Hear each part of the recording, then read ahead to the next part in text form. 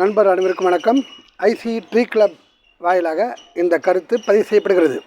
தூங்கும் மூஞ்சி மரம். யார் தூங்கும் மூஞ்சி? நான் தான் தூங்கும் மூஞ்சி, தவிர மரம் அல்ல. இதில் ஆங்கிலத்தில் இது ரெயின் ட்ரீ, அதாவது மலை மரம் என்று இது அழைக்கப்படுகிறது. பறந்து விரிந்த தன் கைகளால் மலையை பெற்றுக்கொண்டு மாலை நேரம் தன் தலையை தாழ்த்தி தான் சேமித்த நீரை வாரி இறைக்கிறது. யார் தூங்கும் மூஞ்சி?